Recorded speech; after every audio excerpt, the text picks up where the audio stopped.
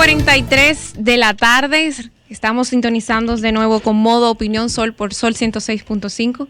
Están todavía mis compañeros. Vamos a conectar con la politóloga Rosario Espinal, que nos estará pues compartiendo un análisis más profundo de los 5 temas importantes que el presidente Luis Abinader hizo el sábado, el día de ayer, en su primera rendición de cuentas. Adelante. ¿Nos escucha? Buenas tardes, doña Rosario. Saludos, ¿cómo están? Encantado de poder conectar con ustedes. Hola Rosario, Jonathan Cabrera. La primera pregunta, Rosario, es si se le debe llamar rendición de cuentas a esto que presentó la comparecencia del presidente Luis Abinader ayer en la Asamblea Nacional. Si en términos constitucionales se le puede llamar así, jurídicos. Bueno, eso es lo que es. El discurso del 27 de febrero es una rendición de cuentas de lo que ha pasado en el año anterior en el gobierno.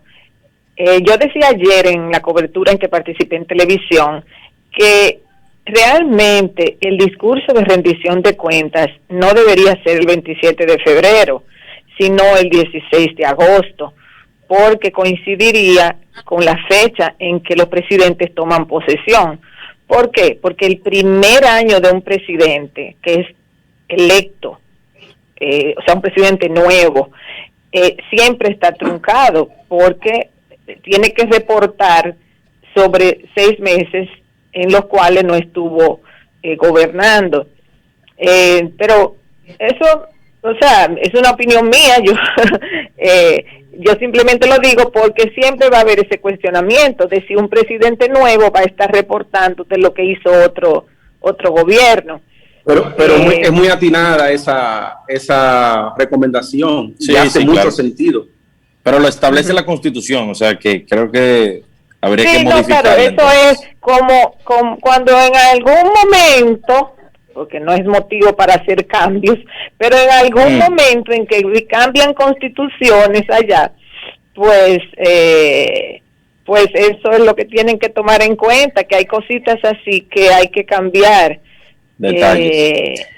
Esos son detalles, porque es que coincide con la toma de posesión y eso es lo mejor. Sí. Desde el punto de vista político, ¿cómo consideró usted el discurso?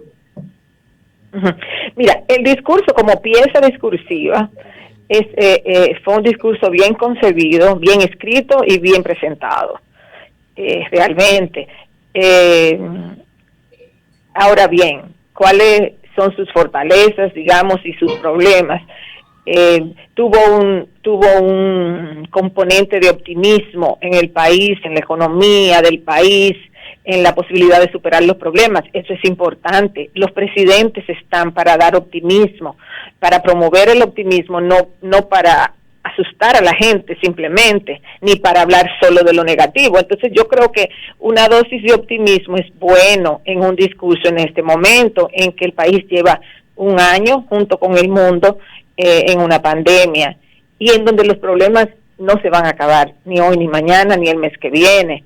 Entonces los problemas van a seguir, o sea, derivados, digamos, de la misma pandemia, aparte de los problemas que hay independientemente de la pandemia.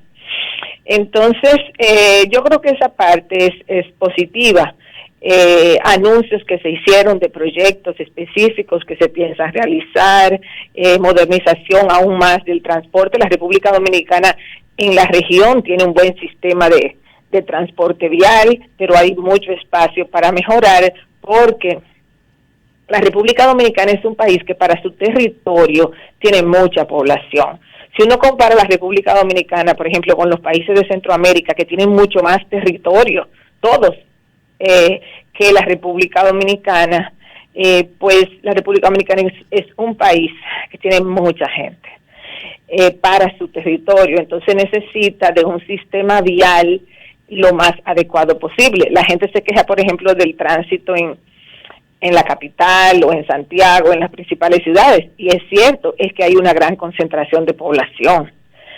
Y los servicios públicos son limitados porque históricamente se ha dependido de conchos Y los conchos, pues son muchos carros en el medio para transportar mucha gente. En fin, que creo que esa parte es positiva.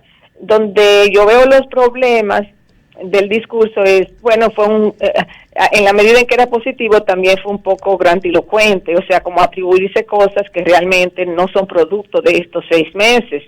Realmente el gobierno ha terminado muchas obras que faltaban por terminar, que quedaron bastante adelantadas del gobierno anterior. Es muy positivo que el gobierno haga eso. Sobre todo en un momento donde los recursos son limitados y es mejor terminar obras que ya estaban muy avanzadas. Eso es positivo, pero no son obras exclusivamente de este gobierno. Entonces, como que esa sensación de que han hecho tantas cosas es en parte producto de que han completado obras que se estaban haciendo. Y eso es bueno que las completen, o sea, totalmente favorable, o que avancen cosas que quizás la habían comenzado. También se anunció eso, pero no se había progresado mucho, que avancen con esas cosas. Todo eso es positivo. Entonces, yo diría que el problema central, hay un par de cosas que preocupan, sí, es de dónde sale el dinero para hacer todas las cosas que se van a hacer, porque la pandemia ha impactado la recaudación.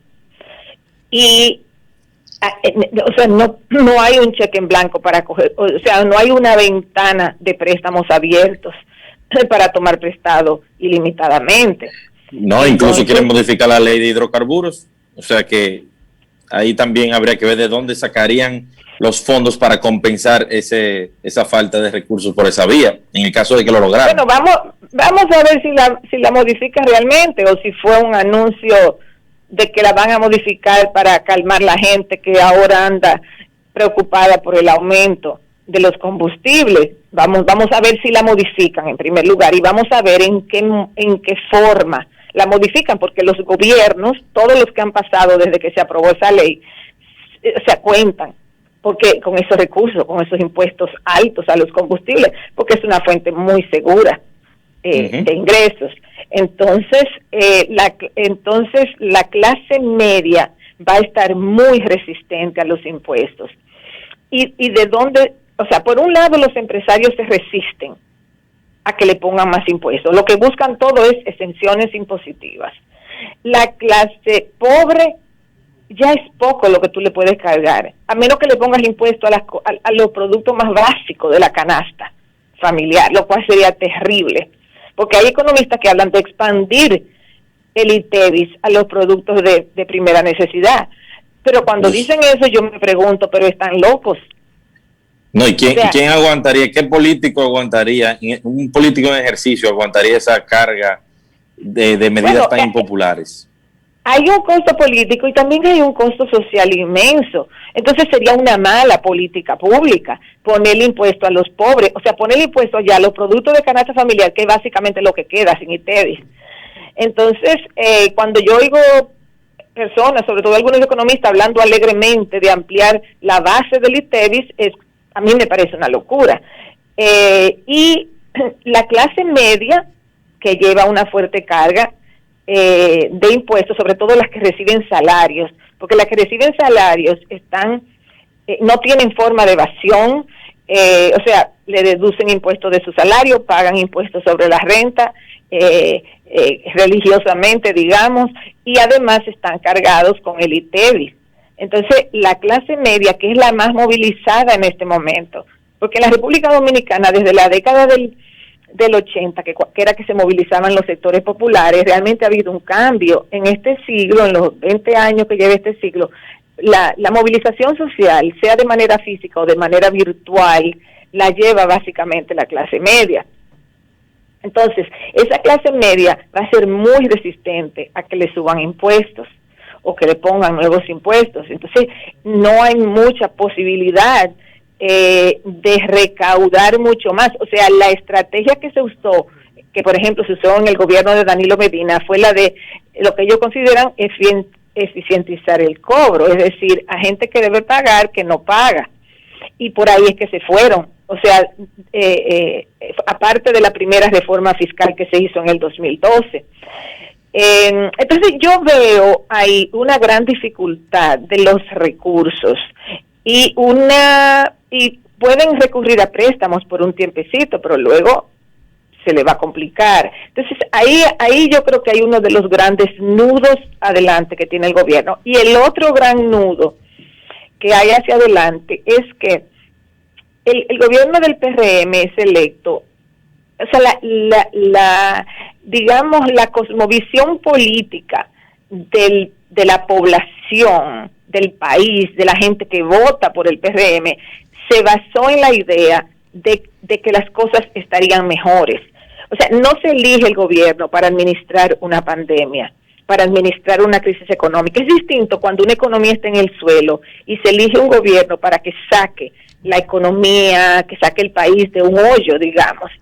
No, el gobierno se eligió con la suposición de que habían cosas muy bien, pero de que iban a resolver el problema de la corrupción, que era que fue el tema central de la campaña. Pero coincide su elección con una pandemia, con una crisis económica derivada de la pandemia, entonces lo que tienen es que administrar una crisis. Entonces ahí hay una especie de disonancia entre lo que la gente creía que era ahora vamos a estar mejor, a una situación en donde el país da un bajón significativo por la pandemia, y lo que hay que hacer ahora es tratar de comenzar a subir para quizás en 2 o 3 años, no sabemos cuándo, el país vuelva a colocarse en la situación que estaba previo a la pandemia. Y finalmente, el otro punto a resaltar es que el gobierno comienza ahora. Los primeros 6 meses fueron un ensayo. ¿Por qué? Porque cuando llega un nuevo gobierno, un nuevo partido, un nuevo presidente, los primeros 6 meses se van entre los 100 días, la luna de miel, llega diciembre, la Navidad, llega enero que tiene muchos feriados, la gente espera el discurso del 27 y ya. Bueno, ya todo eso pasó. Ahora comienza el gobierno.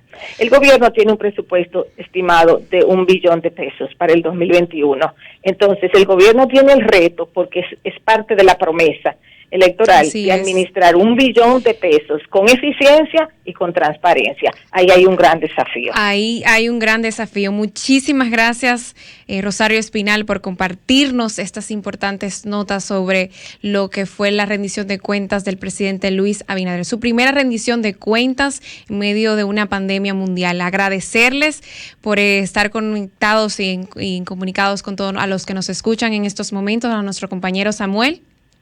Llegamos a la parte final de Modo Opinión por Sol 106.5. Saben que pueden conectarse a través de las redes sociales y ver todo lo que hemos presentado en el día de hoy, el análisis, los diferentes comentarios en la página de YouTube de Sol 106.5. Muchísimas gracias por acompañarnos. Feliz fin de semana. Feliz resto del domingo y nos vemos la próxima semana con Dios delante.